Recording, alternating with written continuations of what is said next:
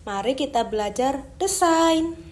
Seni desain adalah proses menciptakan karya visual yang menggabungkan unsur estetika dan fungsi untuk menyampaikan pesan atau memecahkan masalah. Ini dia contohnya. Unsurnya ada garis, ada bentuk, ada warna, ada ruang, tekstur, titik. Prinsip desain itu ada keseimbangan, irama, penekanan, kesatuan, dan proporsi. Untuk membuat desain, kita harus memiliki rancangan. Rancangan tersebut disebut dengan sketsa. Sketsa cukup menggunakan pensil, penghapus, kertas, dan penggaris. Dari unsur dan prinsip tersebut, kita bisa tahu nih bahwa desain memiliki ciri-ciri. Ciri-ciri yang pertama yaitu mengandung nilai keindahan atau estetika, lalu berorientasi fungsi dan tujuan, dan menggunakan elemen visual seperti garis, warna, bentuk, dan ruang. Gambar-gambar tadi disebut dengan logo. Logo sebagai wajah yang membuat sebuah brand mudah dikenali. Design thinking. Apa itu design thinking? Design thinking adalah metode berpikir kreatif dan sistematis untuk memecahkan masalah dengan berfokus pada kebutuhan manusia. Design thinking memiliki 5 urutan, yaitu ada empatis, memahami kebutuhan pengguna, define, merumuskan masalah utama, ideate, menghasilkan banyak ide solusi, prototype, membuat model atau konsep solusi, test, menguji dan memperbaiki solusi. Ada desain interior, desain pakaian atau fashion, desain kemasan, dan media sosial. Manfaat design thinking. Jadi, dengan desain kita bisa menata ruang agar nyaman, memadukan gaya dan fungsi, menarik perhatian pembeli, membuat konten visual menarik. Desain dapat membantu berpikir kreatif, analitis, mendorong inovasi dalam belajar dan bekerja, menumbuhkan kemampuan problem solving. Jadi, kita bisa tahu nih bahwa design thinking itu metode pemecahan masalah yang berfokus pada manusia sebagai pengguna. Pendekatan ini mengutamakan pemahaman terhadap kebutuhan, pengalaman, dan perilaku manusia, lalu mengembangkan solusi kreatif yang efektif. Jadi, dengan design thinking, kita bisa membuat kemasan produk agar lebih menarik dan inovatif. Perlu nih kita ketahui bahwa warna memiliki peran besar dalam proses design thinking karena membantu memahami pengguna, mengomunikasikan ide, dan menciptakan solusi yang lebih efektif dan menarik. Warna memiliki peran penting dalam desain karena mampu memberikan pengaruh besar terhadap persepsi, emosi, dan pemahaman visual seseorang. Warna menjadi unsur utama yang berkontribusi dalam mengkomunikasikan sebuah pesan, tujuan akan ditampilkan. Warna membantu menciptakan suasana tertentu, misalnya kesan hangat, dingin, ceria, atau formal, hingga pemilihan warna harus disesuaikan dengan tujuan desain. Periklanan digital dan cetak sangat bergantung pada warna untuk membuat visual lebih menonjol. Nih, contohnya seperti biru, tenang, profesional, dan terlihat dingin. Merah, terlihat berenergi, berani, menarik perhatian. Hijau, memberikan kesan alam dan sehat. Kuning, memberikan kesan ceria dan terang.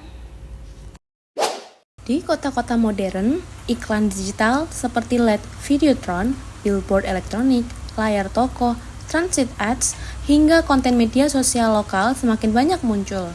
Semua bentuk iklan ini sangat bergantung pada desain agar pesan dapat tersampaikan dengan cepat dan efektif kepada masyarakat yang bergerak cepat.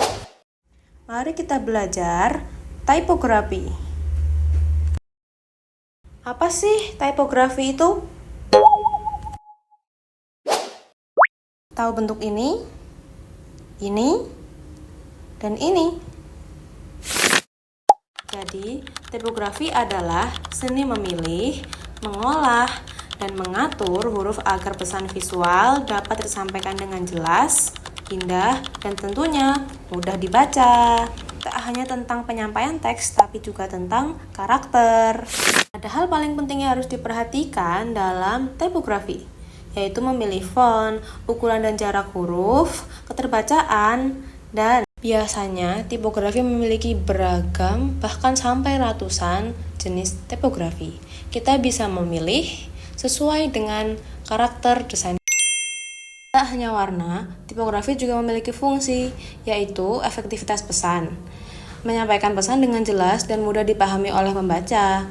Lalu daya tarik visual, menarik perhatian audiens, dan menciptakan karakter, memperkuat identitas dan karakter desain seperti tegas, elegan, atau modern.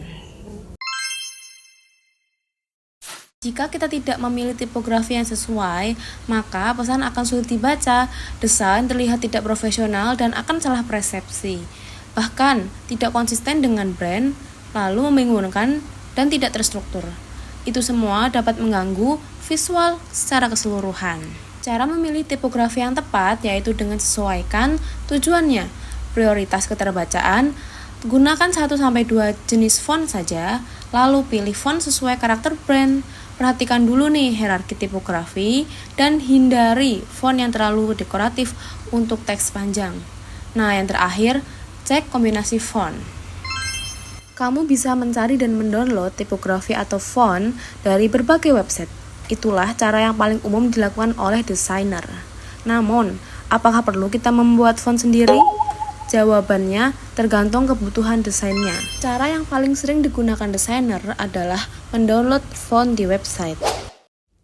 Desain digital dan desain manual. Apa sih perbedaannya? Ayo kita ulas.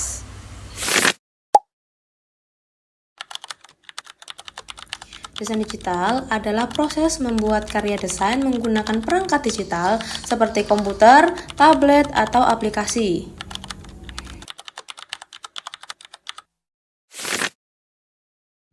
Kita bisa menggunakan perangkat seperti laptop, tablet grafis, atau iPad, stylus, dan smartphone.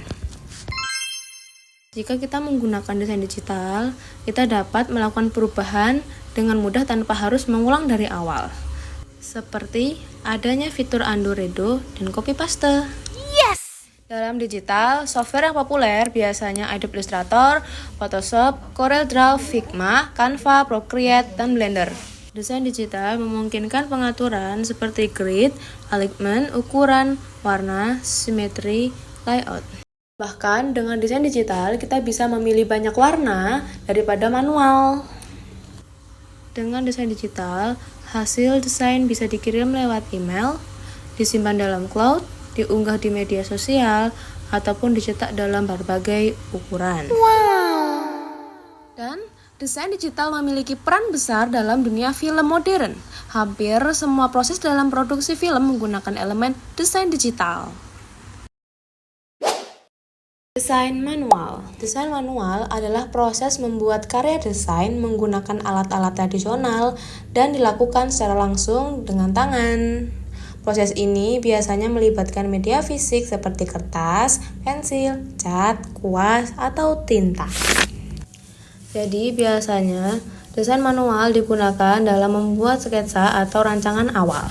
Desain manual diolah secara langsung oleh tangan, memiliki tekstur alami dan tampak lebih ekspresif.